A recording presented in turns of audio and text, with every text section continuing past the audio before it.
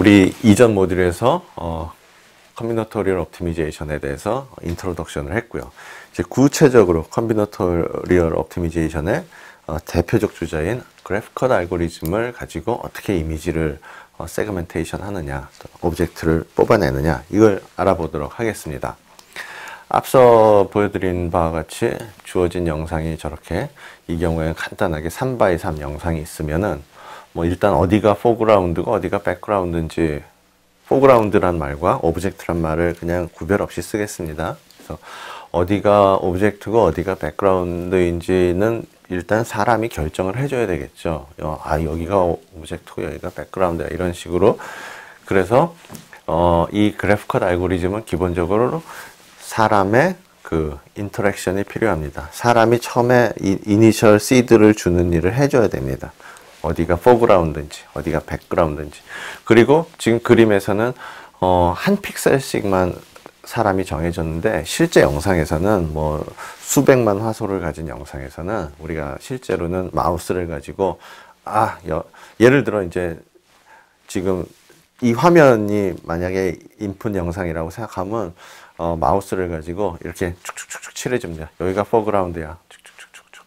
그 다음에 이쪽에 가서 여기가 백그라운드야, 축축축축. 이렇게 해주면 벌써 뭐 수천 픽셀이 그 이니셜 시드로 이제 기억이 되는 겁니다. 근데 편의상 여기서는 이 9픽셀짜리 영상에서는 한 픽셀씩만 이니셜 시드로 결정됐죠. 그래서 이 그래프에서는 그 이니셜 시드 점이라는 걸 알려주기 위해서 이제 굵은 선으로 나타냈고요.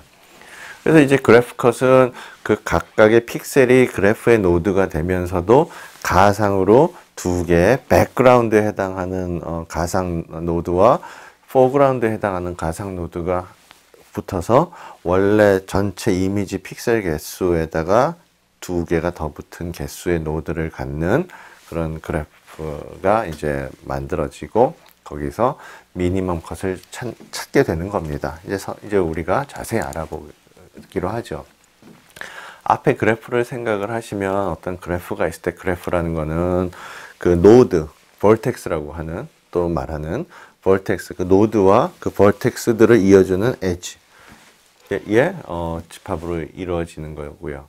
그 다음에 그 그래프가 주어졌을 때 우리는 미니멈 컷이라고 하는, 내가 생각하는 코스트를 최소로 해주는 어느 엣지의 집합을 잘라내야 됩니다.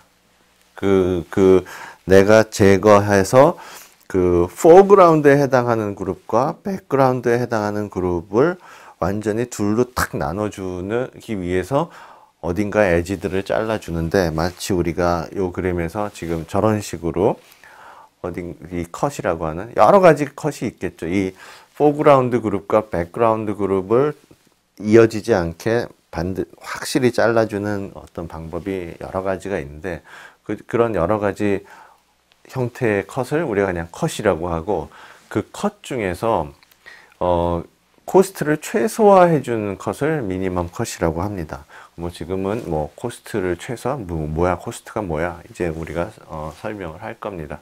그래서 세퍼레이트 됐을 때는 원래 엣지에서 요 컷에 해당하는 컷의 집합을 이제 컷에 해당하는 엣지의 집합을 C라고 했을 때, 우리 요런 기호는 빼준다는 얘기거든요, 집합에서. 그러니까 원래 엣지 집합에서 컷에 해당하는 엣지들을 빼준 엣지를 갖는 그런 그래프를 이렇게 표시합니다. 그래서 우리가 이제 본격적으로 얘기를 하기 전에 어떤 픽셀의 집합을 라지 P로 쓰고요. 이미지가 아니라 뭐 비디오 같은 경우에 이제 우리가 픽셀을 3차원으로 볼 수가 있죠. X, Y, T라고 하는 그런 3차원 볼륨으로 볼 때 각각의 P를 그 픽셀들을 복셀이라고도 얘기하고, 거기서도 우리가 세그멘테이션을 할 수도 있습니다. 어쨌든 그냥 픽셀의 집합을 P라고 하고, 어떤 네이버후드가 이제 또 나오게 됩니다. 내 픽셀의 네이버후드를 나의 상하 좌우 내 픽셀을 네이버 시스템으로 정의할 수도 있고, 8개를 정의할 수 있고, 더 나아가서 뭐 25개를 정의할 수도 있고 한데, 보통 상하 좌우 4개만 나의 편의상 간단하게 네이버로 보통들 정의를 하죠. 그럼 주어진 영상이 있을 때 거기에 결국 최종적으로 우리가 원하는 건 라벨입니다. 앞에서 그 3픽셀짜리 영상을 다시 생각해 보시면은 픽셀의 개수는 3개니까 요게 A1 엘리먼트가 A1, A2, A3 이렇게 이제 3개의 라벨이 엘리먼트 라벨이 생기는 거고요. 그래서 세그멘트 결과는 포그라운드, 포그라운드, 백그라운드 또는 포그라운드, 포그라운드, 포그라운드에서 시작해서 나중에 백그라운드, 백그라운드, 백그라운드까지 8개의 라벨이 있죠. 그 중에서 에너지를 최소화시키는 라벨을 찾는 게 결국 우리의 그 라벨이 만약에 포그라운드, 포그라운드, 백그라운드였다면 그게 바로 세그멘테이션 결과인 거죠. 그죠? 아, 왼쪽 2개가 하나의 그룹이고 오른쪽 하나가 하나의 그룹이 있구나. 그런데 왼쪽 2개를 포그라운드라고 하고 오른쪽을 백그라운드라고 하는구나. 그러기 위해서는 처음에 왼쪽 편을 포그라운드라고 하고 오른쪽을 백그라운드라고 한다는 그 사용자의 인터랙션이 있는 거죠. 이니셜 시드를 준다고 얘기하는데, 그래서 우리의 골은 저 라벨 A, 코스트 펑션을 최소화하는 A 라벨을 구하는 겁니다. 그래서 라벨이 제가 계속 말하고 있는 예에서는 포그라운드, 포그라운드, 백그라운드를 갖는 그 라벨을 갖는 A. 우리가 구한 A는 포그라운드, 포그라운드, 백그라운드 그 라벨 그렇게 되는 겁니다. 그러면은 실제로 코스트 즉 어떠한 코스트 펑션을 최소화하는 A를 구하는 문제인데, 그렇다면은 코스트 펑션을 어떻게 세울까? 이제 처음 그래프컷을 이용해서 이미지 세그멘테이션을 내 논문을 쓴 이제 저자들이 이제 제안한 방법이 되는 거죠. 보시면은, 먼저, 리저널 텀. 내가 어떤 P라고 하는 픽셀이 있는데, 거기에 이제 지금 나한테 주어진 라벨에 내가 속할, 는 경우에 코스트가 어떻게 될 것이냐. 그것과 또 바운더리 텀이라고 해서, 이 2픽셀은, 그, 포그라운드 라벨을 갖고 있고, 마지막 한 픽셀은 백그라운드 라벨을 갖고 있을 때, 그 라벨과 라벨 사이에서의 그 어떤 코스트를 어떻게 될 것이냐. 그러니까 이런 거죠. 나와 네가 라벨이 다른데 만약에 화소값이 굉장히 비슷하면 좀 말이 안 되지 않습니까? 그러면 이제 코스트가 높아지게 이제 우리가 설계를 해야 되는 거고요. 만약에 라벨 값이 다른데 나는 포그라운드 그룹이고 나는 포그라운드 그룹이고 나는 백그라운드 그룹인데 픽셀 값도 그 화소 값이 굉장히 다릅니다. 그러면 좀 편하지 않습니까? 맞아. 쟤는 굉장히 까맣고 얘는 하얀데 라벨도 다르게 돼 있으니까 이건 좀 뭔가 편안한 상태구나. 그러니까 이럴 때는 코스트가 작게 되도록 우리가 값들을 이제 정해주는 겁니다. 즉 여기서도 보듯이 이 바운더리 텀에서 B라고 하는 거는 바운더리 텀은 이제 라벨이 다른 경우에만 우리가 이제 정의해 주면 되니까 예를 들어 포그라운드, 백그라운드로 우리가 라벨을 생각하는 경우에 왼쪽 2픽셀 사이에는 저 바운더리에 해당하는 코스트를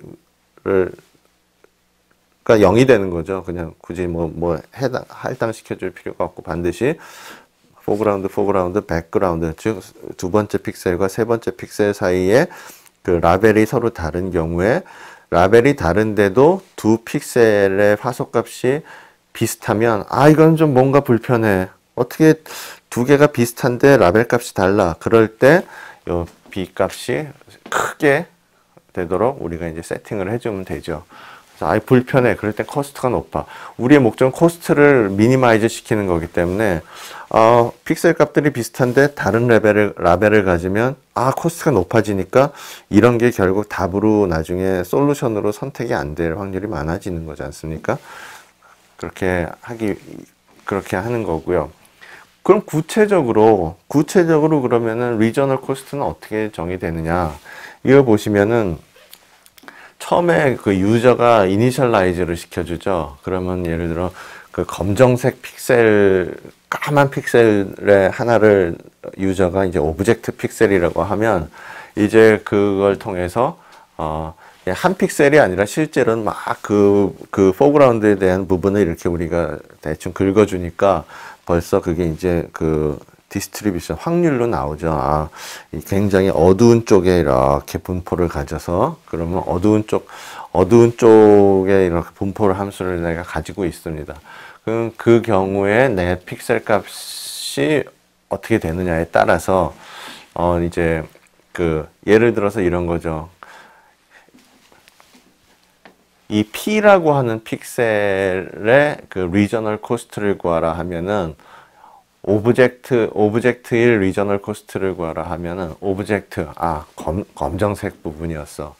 그런데 내가 이 P라는 지점에서 내 픽셀 값이 굉장히 어두운 색이면 너 역시 나랑 비슷한 무리겠구나 해가지고 이 그 확률 값이 굉장히 올라가죠.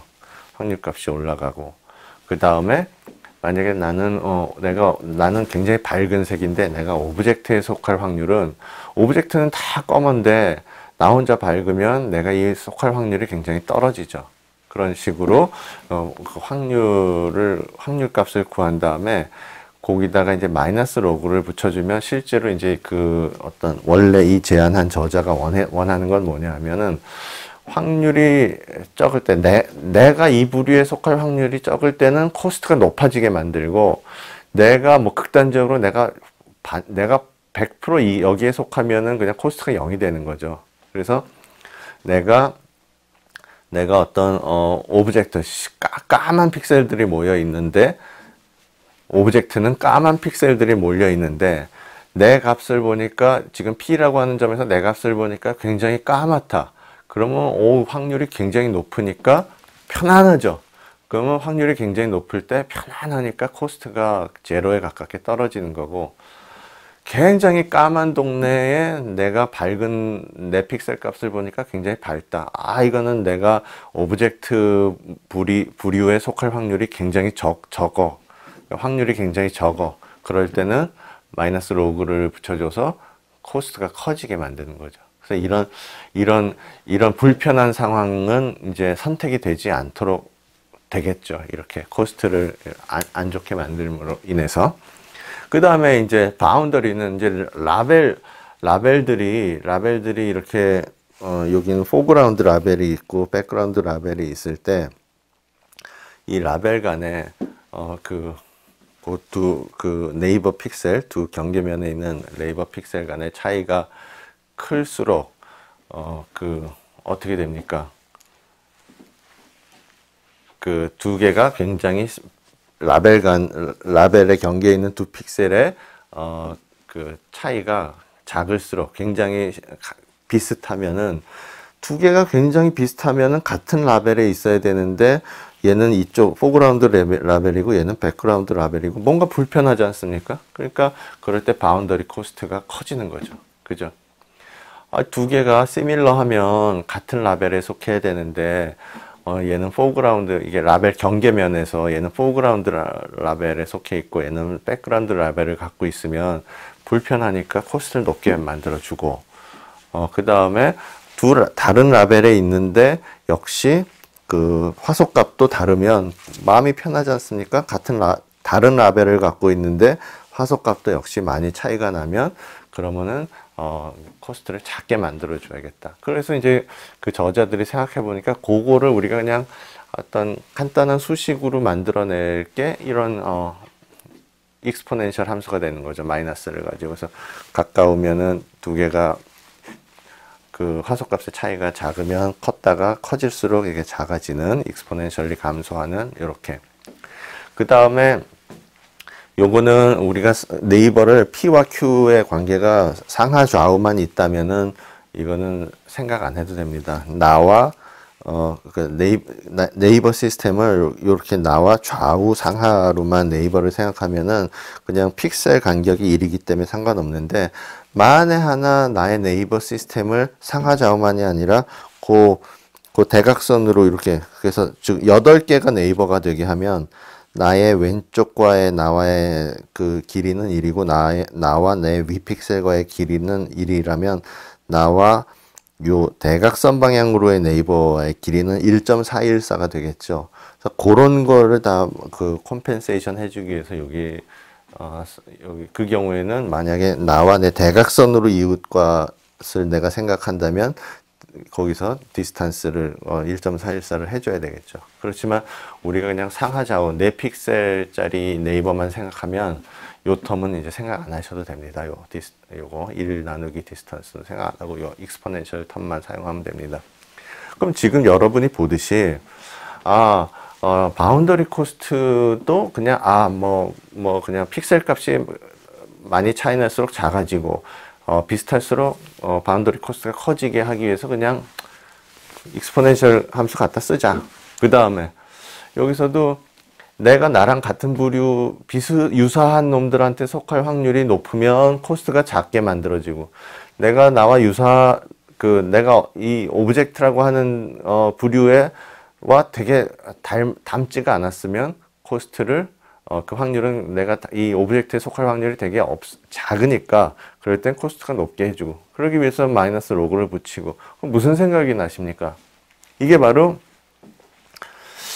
이게 좀 수식은 수식인데 뭔가 좀 근본이 없어 보이고 뭔가 좀 이렇게 고급스럽지가 않고 아름답지가 않다는 거예요. 왜냐하면은 여러분 베리에이셔널 옵티미제이션 같은 걸 보면은 우리가 잘 주어진 거를 데이터 텀, 스무드니스 텀 쫙 정리해 가지고 그거를 캘큘러스 오브 베리에이션으로 풀고, 오일러 라그랑제라는 분이 그걸 어떻게 푸는지를 다 연구해 가지고 그거를 미분해서 막 풀고, 또 타임 마칭도 하고, 또 나중에는 듀얼 베이스드 알고리즘도 나오고, 여러 가지 이런 그 고급스럽게 그 수학의 어떤 뷰티를 보여주는 그런 방법으로 이렇게 푸는 게 컨티뉴어스 옵티미제이션, 또는 이제 변수 대신 함수를 구하는 거라면 베리에이셔널 옵티미제이션, 그런 쪽이 전통적인 옵티미제이션이 되겠는데, 여기서는 이게 근거도 없이 무슨 수학적인 어떤 유도도 없이 그냥 이 확률 값이 높을 땐 코스트가 작게 하기 위해서 마이너스 로그를 붙여주고, 이런 식으로 그냥 이렇게 휴리스틱하게 저자가 또 화소간의 값이 차이가 크면 이게 작아지게 만들고, 화소간의 차이가 작으면, 굉장히 화소값이 비슷하면 크게 만들려면 어떻게 해야 될까? 마이너스, 그 익스포넨셜의 마이너스 텀을 취하면 그냥 한 방에 하나의 수식으로 그걸 다 내가 묘사를 할 수가 있겠구나.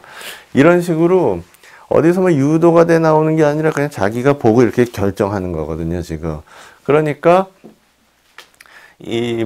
뭔가 좀 이게 수학을 좋아하고 굉장히 수학을 잘한다고 하는 자부심을 갖고 사는 사람들의 입장에서는 좀 우스워 보이는 거죠. 그러니까 예를 들어서 사람으로 치면 컨티뉴어스 옵티미제이션이나 베리에이션 옵티미제이션은 어떤 부자라도 정말 정직하게 정통의 길을 걸어와서 부자가 된 경우라면, 이거는 같은 부자라도 들여다보니까 좀 내세울 게 없는, 그러니까 졸부 같은 느낌이 드는 거죠.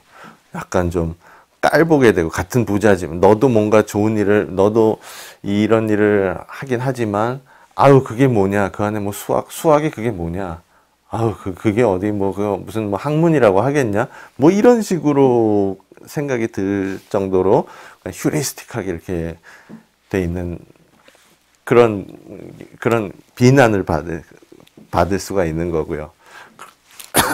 죄송합니다. 그렇지만 좋은 점은 뭡니까? 어차피 컴퓨터에서 계산을 하는데 그냥 디스크리트 도메인에서 나는 그냥 거기서 코스트 펑션을 만들어서 쓰는 거예요. 그러니까 괜히 어차피 컴퓨터에서 계산할 거를 컨티뉴어스하게 세워가지고 디스크리트하게 어프록시메이션을 하고 이런 일이 없으니까, 그런 데선 또 장점을 가질 수가 있는 거죠. 그럼 이런 이제 커스트를 이제 저자가 셋업 해가지고 실제로 이제 우리가 이제 에너지를 한번 구해보는 겁니다. 아주 재밌습니다. 한번 보세요.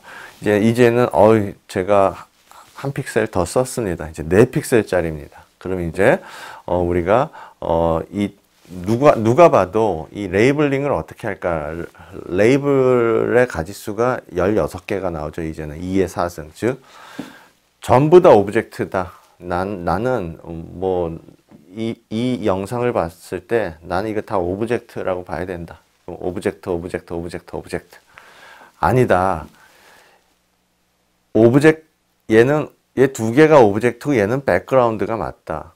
또는 아니다. 이게 다 백그라운드다. 해서 이렇게 16개의 조합이 있을 수 있죠.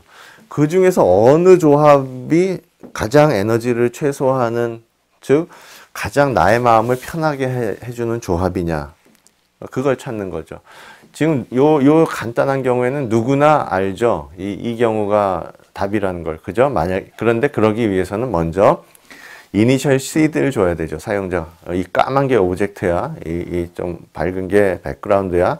거기서 그 이니셜 시드를 가지고, 아하, 그러면은, 얘는 뭐, 이니셜 시드에서 정해졌으니까 얘는 그냥 고민할 것도 없이 오브젝트요. 얘는 오브젝트와 굉장히 유사하니까 확률이 굉장히 높고, 거기에 마이너스 로그를 취해주면은, 굉장히 작은 값이 될 테니까, 작고. 그 다음에 또 맨 오른쪽을 봐도 리저널 코스트가 얘는 뭐 사용자가 얘는 그냥 무조건 백그라운드가 라고 해줬으니까 백그라운드일 확률이 1이죠. 그러면 마이너스 로그를 붙이면 코스트가 0이 되죠. 그죠? 코스트가 굉장히 작고 마음이 편합니다. 얘는 백그라운드 시드와 굉장히 비슷하니까 백그라운드에 속할 확률이 커지고 그러면 코스트가 낮아지죠. 그죠? 그런 식으로, 그래서 백그라운드라고 라벨을 해야지 코스트가 낮아집니다. 그죠? 그래서 이렇게 그 백그라운드에 라벨이 되어 있는 경우에 계산해보면 리저널 코스트가 낮아지고. 그 다음에 바운더리 코스트는 이 같은, 라벨을 갖는 데서는 계산을 안 하고 그냥 0이라고 합니다. 계산 안 한다 또는 0. 여기도 0. 이제 바운더리, 그 라벨이 다른 여기서 라벨이 다른데 여기서만 계산을 한다는 얘기입니다. 라벨이 다른 P와 Q 사이에서 두 개의 라벨이 다른데 픽셀 값도 많이 다르면 마음이 편하죠. 아, 맞아. 이게 얘네가 픽셀 값이 차이가 큰 게 라벨이 다를 거야. 그게 우리가 생각하는 거랑 유사하니까 코스트가 낮아지죠. 그죠? 이게 픽셀 값이 굉장히 크면 바운더리 코스트가 작아져야 되죠. 익스포넨셜 마이너스가 있으니까. 그죠? 그래서 여기서도 코스트가 낮아지고. 그래서 지금 16개의 조합 중에서 요렇게 조합을 한 경우에 모든 코스트가 거의 제로에 가깝게 낮아지겠죠. 그죠? 그러니까 아마 16개 중에 이 오브젝트, 바운더리, 백그라운드 요 라벨이 선택이 되겠죠. 그렇죠? 한 가지만 제가 16가지 가능한 라벨 중에서 한 가지만 더 얘기를 해보도록 하죠. 만약에 저런 이미지가 주어졌는데 만약에 내가 이런 라벨을 붙인다면 그때 코스트는 어떻게 될 것인가 한번 보죠. 이거는 뭐 일단은 사용자가 여기는 반드시 오브젝트야 라고 얘기를 했으니까 오브젝트일 확률이 1이고 그래서 코스트가 뭐 제로가 되는 거고요. 그 다음에 요거는 사용자가 이건 반드시 백그라운드야 했으니까 이제 백그라운드일 확률이 1이 돼서 코스트가 0이 되는 거고, 얘는 얘는 백그라운드라고 지금 라벨을 붙이는 경우에 백그라운드와 굉장히 유사하니까 마음이 편하죠. 얘도 백그라운드일 확률이 굉장히 높으니까 코스트가 낮고, 근데 얘는 실제로는 오브젝트와 굉장히 유사한데 나를 백그라운드라고 명명을 하면, 백그라운드는 허연 놈들이 백그라운드인데 나는 까맣지 않습니까? 내가 백그라운드의 부류에 들어갈 확률이 사실은 굉장히 낮잖아요. 그러니까 그거에 마이너스 로그 값을 붙이면은, 예를 들어서 제가 3개를 이렇게 갖다 놓은 겁니다. 예를 들어서 내가 이 검은 픽셀이 백그라운드에 들어갈 확률은 뭐 0.1 정도밖에 안 된다. 그러면은 코스트가 2.3으로 높아지죠. 이게 높아진다고요. 그 다음에 이제 같은 라벨을 갖는 경계선에서는 그냥 바운더리 코스트는 제로라고 하면 되는 거고, 요 이제 왜냐하면 바운더리 코스트는 바운더리에서만 구하는 거거든요, 지금. 바운더리에서 구할 때 보시면은 요 바운더리 라벨이 다른 두 픽셀을 가지고 두 개의 이 픽셀 값이 차이가 거의 없죠. 그럼 바운더리 코스트가 높아지죠. 두 개가 굉장히 시밀러하면 두 픽셀 값이 둘 다 검으니까 시밀러한 바운더리 코스트가 높아지죠. 이렇게 높아졌죠. 그럼 잘 보세요. 결국 이 코스트들을 다 더하면, 이 빨간 화살표로 된 걸 더하면 얘는 바로 앞에서 말했던 구했던 코스트에 비해서 코스트가 높은 걸 알 수 있죠. 그래서 이 16가지를 다 해보면 결국 주어진 저런 4픽셀짜리 영상에서 우리가 라벨을 이렇게 붙여주는 게 16가지의 가능한 조합 중에서 이렇게 라벨을 붙여주면 에너지가 다 줄어든다는 걸 알 수 있고요. 또 거꾸로 얘기하면 저자들이 요런 경우에 에너지가 최소화되도록 다 이렇게 그 정의를 한 거죠. 수식을 그렇게 세워 놓은 거죠. 그렇죠. 그래서 이제 컴비너토리얼 옵티미제이션이 뭡니까? 가능한 모든 조합 중에서 최고의 것을 빼내는 거죠. 16가지의 그 라벨들이 있는데, 경우가 있는데, 그 중에서 요 오브젝트, 바운더리를 라벨로 갖는 경우가 바로 에너지가 최소화되는 거죠. 그래서 그 에너지를 최소화하는 라벨 A는 OOBB가 되겠습니다. 그렇죠? 그러면은 그게 바로 컴비너토리얼 옵티미제이션이구나. 이제 알겠습니다. 근데 문제는 뭡니까? 이렇게 지금 뭐 3픽셀짜리 영상이면 8개에 대해서 그 에너지를 다 구해 볼 수가 있죠. 이 4픽셀짜리는 16개의 가능한 라벨의 조합에 맞춰서 우리가 에너지를 다 구해보고, 그 중에서 에너지가 최소인 라벨을 딱 뽑아내면 뭐 여기는 오브젝트, 바운더리, 백그라운드 이렇게 나오겠죠. 그런데 뭐 실제로 영상이 뭐 3픽셀, 4픽셀이 아니지 않습니까? 실제로는 뭐 몇백만 픽셀을 갖고 있는데, 그러면 거기서 그 가능한 라벨의 개수는 뭡니까? 만약에 100만 개의 픽셀을 갖고 있는 영상이다. 그러면은 2의 100만 승이 되거든요. 그러면 지금 뭐 생각도 못할 정도로 많은 경우의 수가 나오는데, 조합의 수가 나오는데, 거기다 일일이 그 모든 경우에 대해서 에너지를 다 구해서 최소의 에너지를 뽑아낼 수도 있겠죠. 뭐 그냥 시간이 많고 뭐 슈퍼컴퓨터도 있고 하면은 그렇게도 뭐 해서 틀리진 않죠. 근데 그거는 이제 우리가 뭐 일반 PC에서 뭐 요새 영상은 100만도 아니라 뭐 수천만 막 이렇게 넘어가는데, 그거를 우리가 뭐 일일이 다 해볼 수는 없지 않습니까? 이걸 뭔가 좀 아주 효율적인 방법으로 이 가능한 조합 중에 그 가장 적합한 조합을 뽑아내는 방법을 어떻게 이렇게 그냥 일일이 해보지 않고 어떻게 좀 구할 수 없을까? 그게 바로 그래프컷을 이용해서 우리가 구할 수 있다는 거죠. 그렇게 일일이 16개 조합을 다 16개의 경우에 대해서 에너지를 구해서 에너지가 가장 작은 경우의 라벨을 뽑아내는 게 아니라, 그냥 어떤 방법을 이용해서, 그래프컷이라는 방법을 이용해서 우리가 그 에너지를 최소화시키는 라벨을 뽑아낸다는 겁니다. 그래서 그러기 위해선 처음에 우리가 준비해 줘야 될 게, 주어진 영상을 각각 노드로 만들고 가상의 소스 터미널과 싱크 터미널, 뭐 이거를 그냥 뭐 오브젝트 터미널, 포그라운드 터미널이라고 할 수도 있고 백그라운드 터미널이라고도 할 수도 있고, 이렇게 그 주어진 이미지 크기에 2를 더한 개수를 갖는 노드를 갖는 그런 그래프를 만들어 주는 거죠. 그래서 모든 픽셀은 소스 터미널과 다 연결되어 있고, 이제 또 그 다음에 반대로 싱크 터미널과 다 연결이 되게 우리가 그래프를 만들어 줍니다. 그 다음에 또 픽셀은 네이버끼리 이어지는 거죠. 네이버끼리만. 내가 실제 영상에서는 나와 또 내 위아래 상하 좌우 이렇게 연결되죠. 여기서는 그냥 한 줄짜리 그 영상이다 보니까 자기 좌우로만 이렇게 연결이 된 거고요. 그럴 경우에 이제 이 포그라운드 팀과 백그라운드 팀을 이렇게 잘라주면은 그때 에너지는 어떻게 될 것이며, 이런 식으로 잘라지면 에너지는 어떻게 될 것이냐. 이걸 이제 그래서 이 에너지를 최소화시켜주는 그 컷을 민 컷이라고 하고, 그것을 굉장히 효율적으로 찾아주는 방법을 그래프 컷이라고 이제 한다는 거죠. 그래서 이제 저자들은 우리가 이 그래프 컷에 맞게 그 민 컷을 잘 구해줄 수 있도록 각 엣지의 웨이트를 어떻게 주는가를 이제 요 표에다가 요약을 해 놨고요.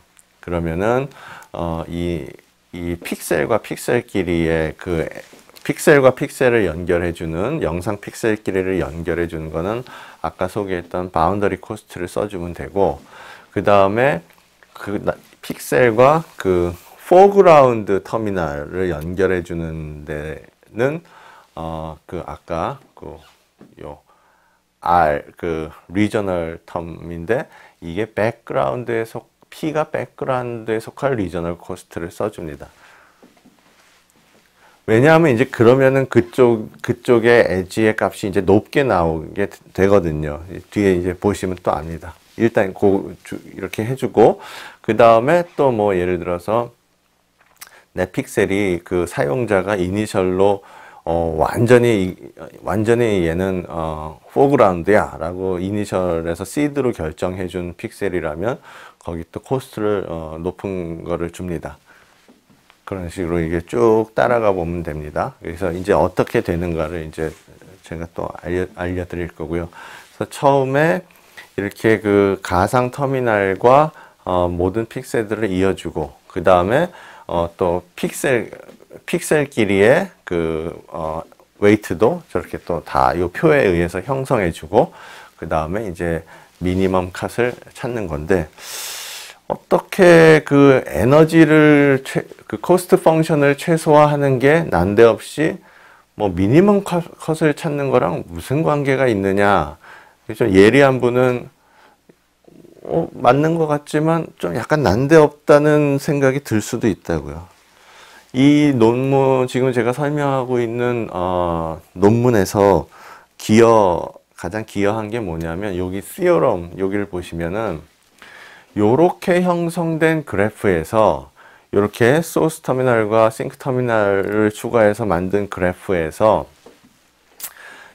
지금 미니멈 컷이 무엇인지는 모르겠지만 어쨌든 이 미니멈 컷을 여기서 우리가 미니멈 컷을 구한다고 하면은, 그 미니멈 컷이 바로 아까 우리가 앞에서 정의했던 에너지 함수 있지 않습니까? 코스트 함수. 앞 슬라이드에 1번으로 제가 그 방정식을 명명한 그 에너지 코스트 함수를 미니마이즈 하는 것, 그 컷이 바로 코스트 함수를 미니마이즈 하는 거랑 똑같다는 말입니다. 그래서 즉 다시 말해서 요렇게 요 미니멈 컷으로 컷이 된 상태의 라벨이 바로 이 코스트 함수를 최소화하는 라벨과 똑같다는 겁니다.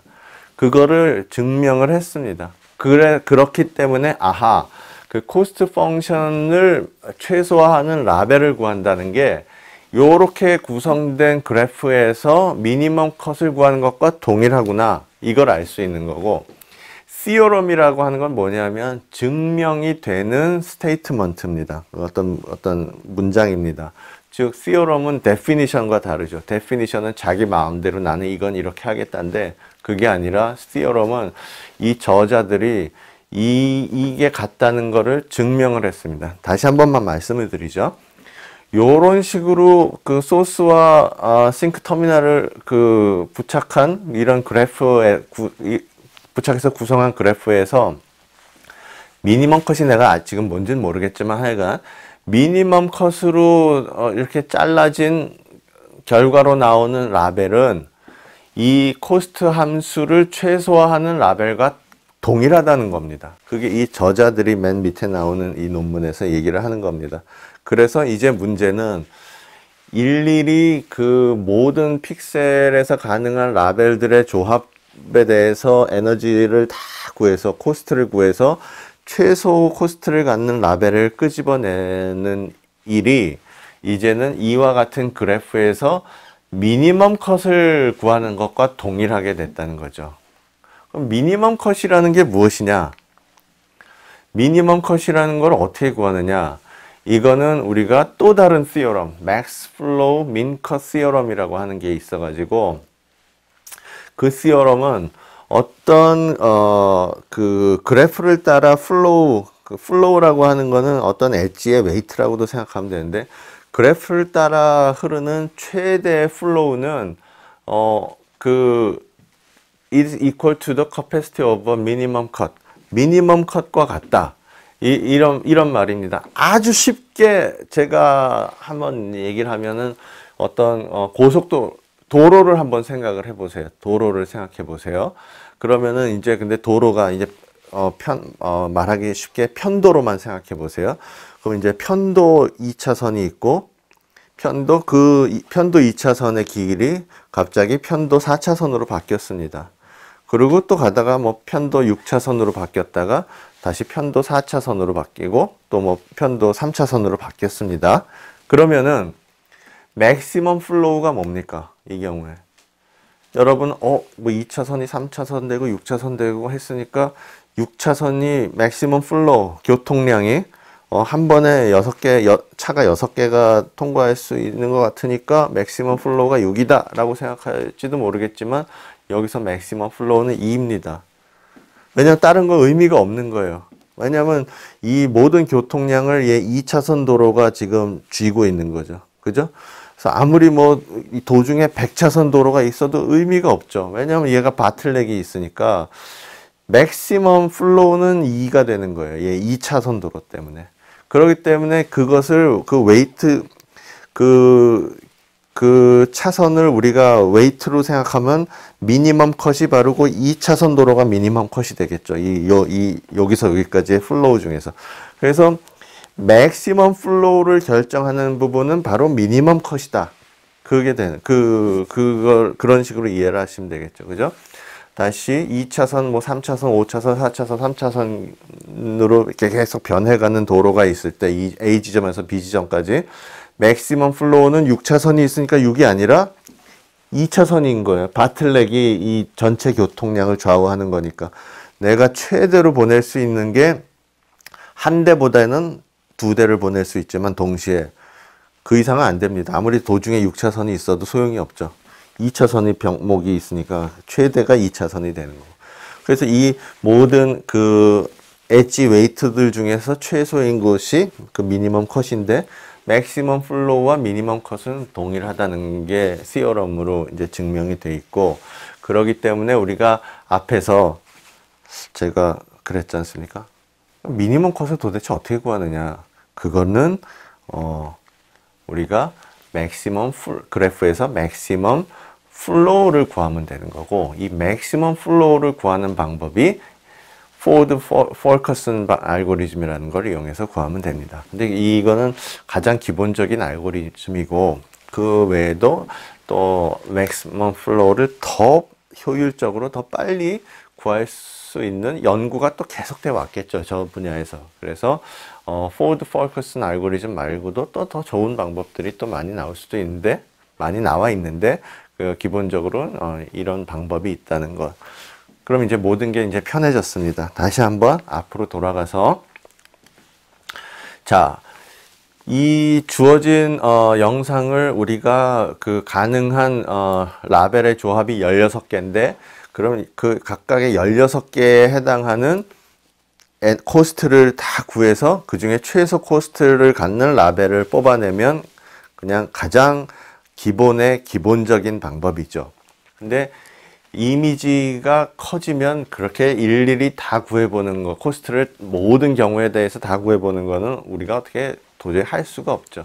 그런데 요거를 이제 소스 터미널과 싱크 터미널을 붙인 요런 그래프를 만들어서 여기서 우리가 그 미니멈 컷을 구하면은 이 미니멈 컷이 요 미니멈 컷으로 인해서 생성되는 이 라벨이 즉 여기서 오브젝트, 백그라운드.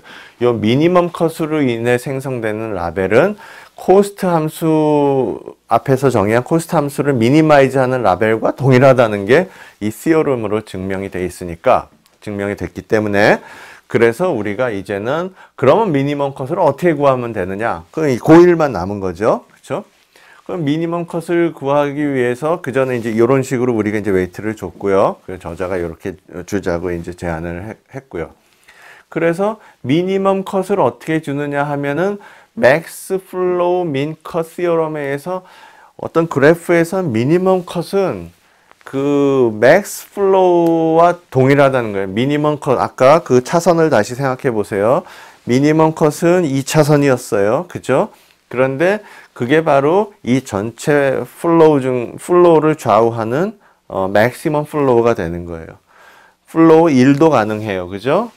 플로우 2도 가능해요. 그렇지만 플로우 3은 안 돼요. 왜냐면 요 2차선 병목 때문에 아무리 도중에 6차선, 4차선이 있어도 그렇기 때문에 맥시멈 플로우는 2가 되는 거예요. 그래서 맥시멈 플로우와 미니멈 컷이 같다. 그래서 이제 미니멈 컷을 구하는 거는 맥시멈 플로우를 구하면 되는데 그래프에서 맥시멈 플로우를 구하는 알고리즘들이 있어요. 뭡니까? 그게 포워드 포커슨 알고리즘 및 그 이후에 계속되는 알고리즘이죠. 그래서 이 맥시멈 플로우를 그런 방법에 의해서 구하면 되고, 그 맥시멈 플로우를 실제로 어떻게 구하느냐를 또 어떤 강의에서는 설명하기도 하는데, 제가 보기에는 영상 이해를 위한 그래프컬 설명에서 맥시멈 플로우 자체를 구하는 거는 살짝 좀 과잉이라고 생각이 됩니다. 시간 문제도 있고, 그리고 그거를 우리가 그 맥시멈 플로우 구하는 방법을 알고 모르고가 우리가 영상 이해에서 그래프 컷 테크닉을 쓰는 거랑 크게 그 영향을 주지 않기 때문에 실제로는 맥시멈 플로우 구하는 코드가 인터넷상에도 많이 나와 있습니다. 그 부분만 모듈로 갖다가 여러분이 사용하면 됩니다. 그래서 요거는 이제 그래서 이제 결국 지금까지 설명한 거를 어떤 식으로 이제 요약해서 말로 한 거고요. 제가 다음 슬라이드에서 한번 우리 코드로 한번 얘기를 하죠. 우리가 어떤 이렇게 영상이 주어지면 요 코드에는 안 나와 있지만 먼저 사용자가 이렇게 이니셜라이즈를 합니다. 이니셜 시드를 줍니다. 예를 들어서 여기에다가 얘는 반드시 포그라운드다. 그 다음에 얘는 반드시 백그라운드다. 이렇게 이니셜라이즈를 한 다음에, 그 다음에 이제 그건 이제 사용자가 이제 해주는 거고, 그 다음에 이제 코드 내에서 벌어지는 일은 그래프에다가, 픽셀로 이루어진 그래프에다가, 또 이렇게 소스 터미널과 소스 노드와 또 싱크 노드를 더해주죠. 그죠? 이렇게 해서 전체로 노드를 이렇게 구성해주고, 그 다음에 할 게 뭡니까? 그 노드, 새로 형성된 가상 노드들과 픽셀들을 다 이어가지고, 그 터미널 엣지와 연결된, 엣지들의 웨이트, 즉, 리저널 코스트를 다 구해줍니다. 그죠? 각각 엣지의 웨이트들을 다 구해주죠. 그 다음에는, 이제는 이 픽셀끼리 연결되는, 그죠? 픽셀끼리 연결되는 그 어제이슨 픽셀끼리의 웨이트들을 또 설정해 주죠. 그래서 이제는 주어진 라벨이 있고 이런 게 아니기 때문에 그야말로 픽셀 값의 차이를 봐가지고, 픽셀 값의 차이가 작으면 어떻게 크면은 어떻게 되죠? 픽셀 값의 차이가 크면 우리가 어디를 보셔야 되냐면 요걸 봐서, 픽셀 값의 차이가 작으면 바운더리 코스트가 커지고, 그 다음에 픽셀 값의 차이가 크면 바운더리 코스트가 작아지고, 그렇게 해야죠. 그래서 다시 돌아가면은 있고, 그런 식으로 여기다 웨이트를 다 픽셀 값의 차이가 크면 바운더리 코스트를 작게 해주고, 픽셀 값의 차이가 작으면 바운더리 코스트가 크게 해주고, 그래서 이제 웨이트 값들이 다 이제 모든 엣지의 웨이트 값들이 다 이제 선정이 됩니다. 그럼 이제 그래프가 완성됐죠. 그러면 그 다음에 할 일은 이제 그 컴퓨트 맥스 플로우 여기 있죠. 이제 실제로 맥시멈 플로우를 구하라는 그 모듈을 뭐 여러분이 뭐 인터넷에서 어디서 다운로드를 받든지 해가지고 거기다 이제 넣어주면 되는 거죠. 이 그래프를, 이 모든 그래프 구성을 다 가지고 있고 웨이트 값들을 다 갖고 있는 이 그래프를 이제 그 맥시멈 플로우 구하는 데 넣어주면 걔가 우리한테 미니멈 컷이 어디 있는지를 알려주겠죠. 그래서 그 미니멈 컷에 따라서 구별된 픽셀들이 하나는 원래 이니셜 시드에 맞춰서 이건 오브젝트 픽셀들이다. 얘는 백그라운드 픽셀들이다. 이렇게 나눠지게 되는 거죠. 그래서 실제 이제 실험 예를 보면은 이 원래 저자가 제안했던 방법에 의해서 그래프 컷을 돌린 건데 이거는 지금 뭘 보여주냐면 이니셜 시드를 쳐주는 중요성을 얘기해 주는 겁니다. 그러니까 그 사용자가 이니셜 시드를 이렇게 자기가 마우스로 긁어서 쳐주는데 이렇게 좀 맨 왼쪽에서 보듯이 포그라운드를 저렇게 좀 빨간 열매 쪽에만 넣어주면 아무래도 이제 알고리즘이 돌아갈 때 빨간 열매 왼쪽에 붙은 뭐 무슨 그 초록색 열매가 헷갈려지죠. 오히려 저게 백그라운드와 유사하게 느껴지기도 하고 뭐 이게 그 이니셜 시드가 불충분하다 보니까 이제 돌다 보니까 결국 나오긴 나왔는데 안 좋게 나왔죠. 그래서 이번에는 좀 포그라운드를 좀 더 그 녹색 열매까지도 포함해서 이렇게 해주고 백그라운드도 길이가 더 길어졌네요. 그러다 보니까 다음과 같이 결과가 나왔습니다. 이것도 완벽하진 않네요. 그죠? 이번에도 보면은 이렇게 더 세 번째의 경우는 두 번째에 비해서 또 더 안 좋게 나왔다는 걸 알 수 있고요. 이런 식으로 이니셜라이즈의 중요성이 또 강조되고 있고요. 그런 문제도 있고, 그 다음에 또 그렇다고 해서 지금 이 예에서 그런 거지 그래프 컷을 이용해서 세그멘테이션 하면 결과가 이렇게 안 좋구나 라고 단정 지으시면 안 되고요. 잘 나오는 경우도 물론 많이 있습니다. 그 다음에 지금은 이제 꼭 그래프 컷의 유용성만 보여준다기보다 이제 다른 얘기도 하기 위해서 이거를 제가 갖고 온 건데요. 기본적인 그래프 컷에서 보면은 사용자가 그 이니셜 시드를 두 번 쳐줘야 되죠. 오브젝트에 대해서, 백그라운드에 대해서.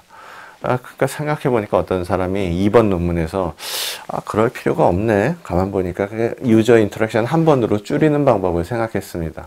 뭐냐면 그 자기가 생각하는 오브젝트 주변으로 그냥 이렇게 사각 박스를 쳐주게 만든 거죠. 그러면은 이 사각 박스의 안쪽에 픽셀 값들은 이니셜 오브젝트의 어떤 그 오브젝트에 해당하는 디스트리뷰션을 가질 것이요. 그 다음에 이 박스의 바깥쪽에 해당하는 픽셀 값들은 백그라운드에 해당하는 어떤 그 디스트리뷰션을 갖게 만들어 주면 되죠.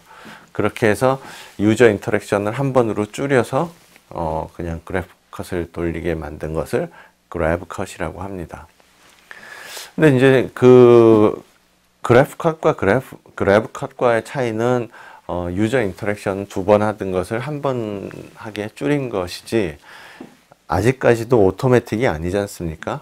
그래서 이제 또 최근 들어서 이제 나오기 시작한 게 뭐냐면 이 영상에서 어디가 눈에 잘 띄느냐를 보는 것을 연구하는 또 주제가 있습니다. 그것을 세일리언시 디텍션이라고 하는데, 세일리언시는 주로 지금 여러분이 지금 이 화면을 보시면은 제가 아무래도 좀 눈에 들어올 겁니다. 왜입니까? 왜냐하면 제가 움직이고 있으니까. 그러니까 눈에 띄는 게 이렇게 움직임 때문에 띌 수도 있고, 또 하나는 어떤 이렇게 그 주변과 그 안쪽 간의 컨트라스트가 심할 경우에 눈에 잘 띕니다. 그러니까 즉 뭐 밝을수록 잘 띄고 어두울수록 잘 안 띈다 이렇게 우리가 얘기해서는 안 되고, 밝은 화면에 어두운 점이 있어도 눈이 글로 딱 갑니다. 즉 그 자체가 밝으냐 어두우냐가 중요한 게 아니라 그 어떤 점이 그 주변과의 대조가 얼마나 심하냐가 중요한 거거든요. 그래서 그런 주로 그 주변과의 그 대조를 이용해 가지고 우리가 보통 세일리언시한 부분을 구하는데, 그 연구가 이제 잘 진행되다 보니까 이제 사람들이 이런 생각을 하게 된 거죠. 아, 그 세일리언시 디텍션을 이니셜 시드로 사용하면 우리가 이 사용자가 처음에 시드를 이렇게 해주는 거에서 해방시켜 줄 수도 있겠다 생각이 들죠. 그래서 이제 저희 연구실에서 몇 년 전에 진행했던 연구는 세일리언시 디텍션을 통해서 이렇게 파랗게 이렇게 세일리언트한 부분을 이니셜 시드로서 알아주고요. 그 다음에 이제 요 부분이 아닌 모든 부분을 또 백그라운드 이니셜 시드를 해주면 곤란하니까 뭔가 또 사용자가 백그라운드 이니셜 시드를 쳐줘야 되는데 오토매틱으로 하기 위해서 저희는 기본적으로 그 오브젝트들이 이렇게 뭐 가장자리에 있을 확률은 낮으니까 가장자리 쪽의 두 부분을 이렇게 우리가 백그라운드 시드로 그냥 임의로 사용을 합니다.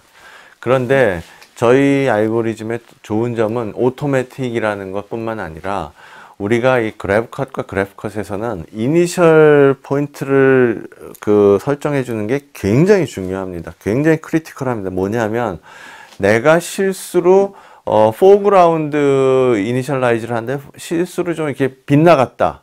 그럼 그 빗나간 부분은 끝까지 안 변하고 포그라운드가 됩니다.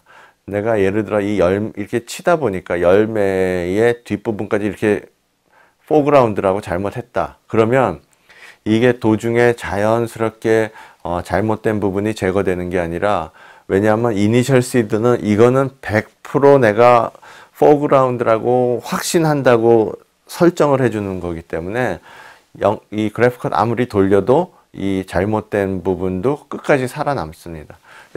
그래서 이 그래프컷에서도 여러분이 이걸 만약에 나중에 사용하신다 할지라도 이 바운더리 박스를 대충 해주면 안 됩니다.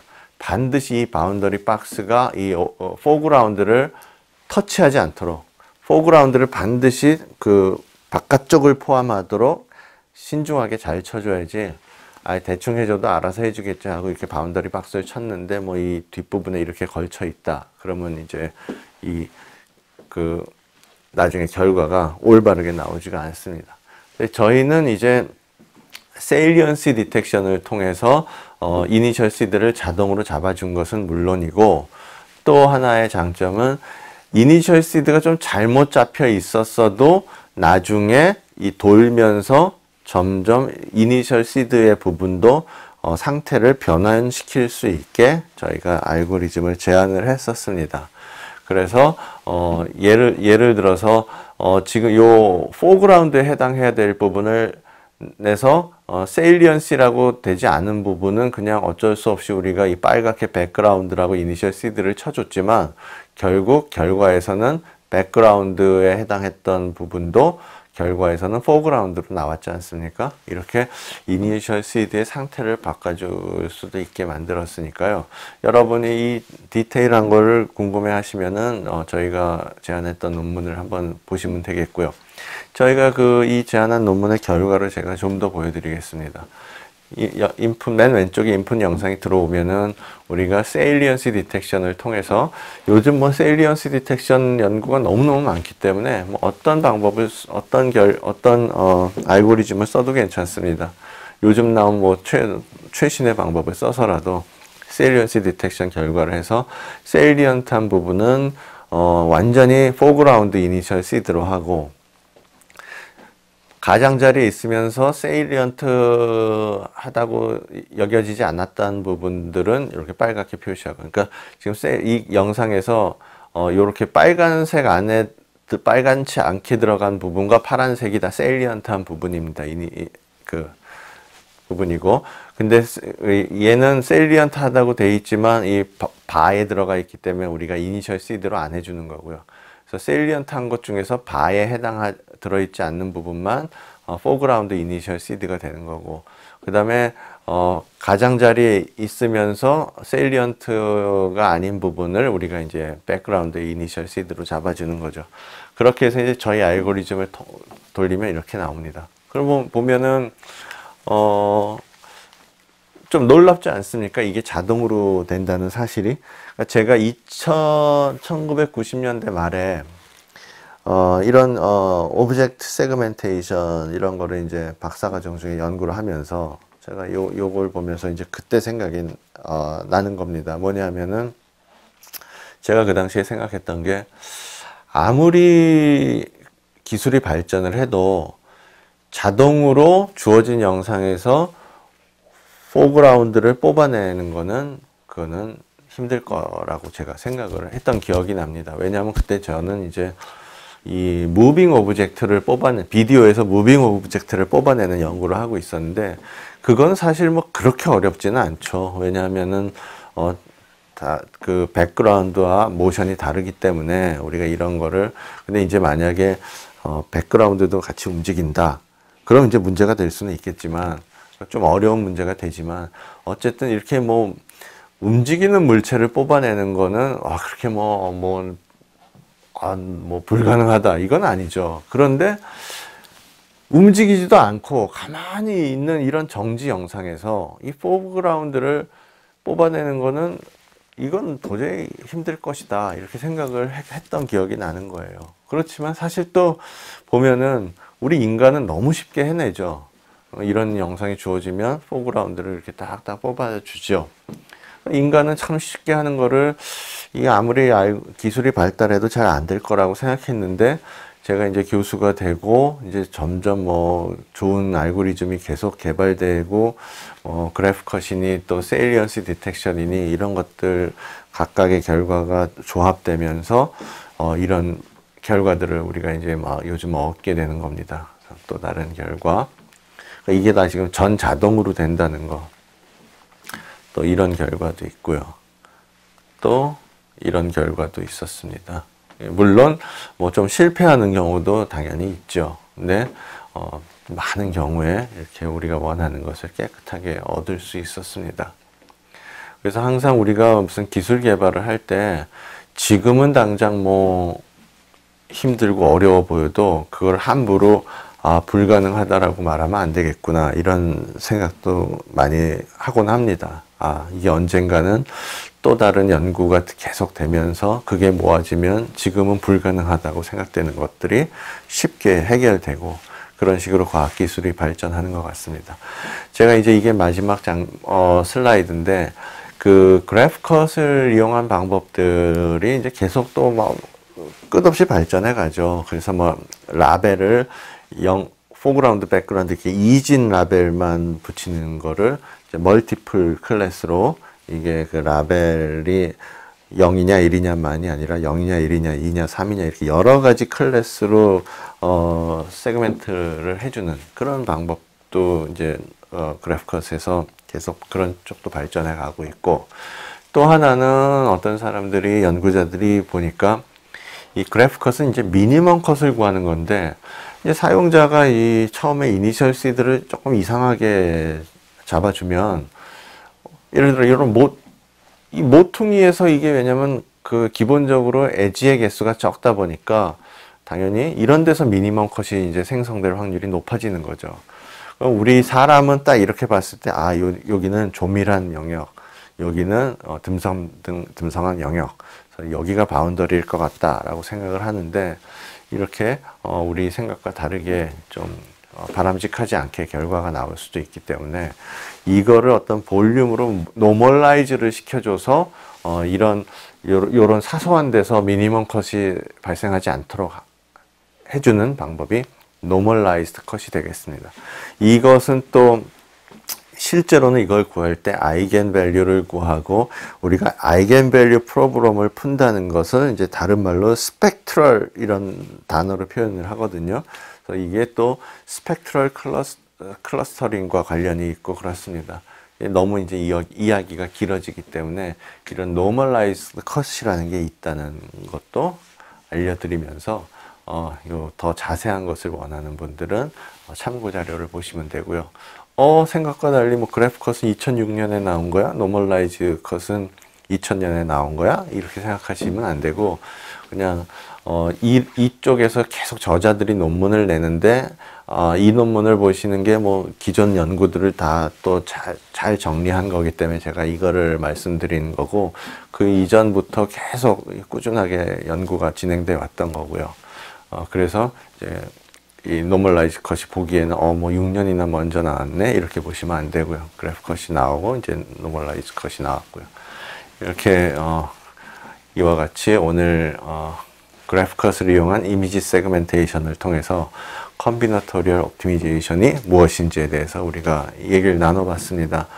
그래서 이거는 디스크릿 도메인에서 코스트 함수를 막 정해주는 그런, 그래서 좀 수식적으로는 뭐 대단하진 않지만 또 나름대로 직접적으로 디스크릿 도메인에서 좋은 결과를 얻어낼 수 있었고, 그래서 컴비너토리얼 옵티미제이션을 이용한 이미지 세그멘테이션도 계속 사람들이 많이 즐겨 찾고 연구를 하고 있고요. 그 다음에 베이리에이셔널 옵티미제이션을 이용해서 수학을 이용해서 멋지게 세그멘테이션을 해내는 그런 방법도 또 동시에 많이 연구가 계속 진행되고 있습니다. 예, 이와 같이 오늘 강의를 마치고자 하고요. 지난 6주 동안 같이 해주셔서 즐거운 시간을 가졌던 것 같습니다. 다시 한번 감사를 드리겠습니다.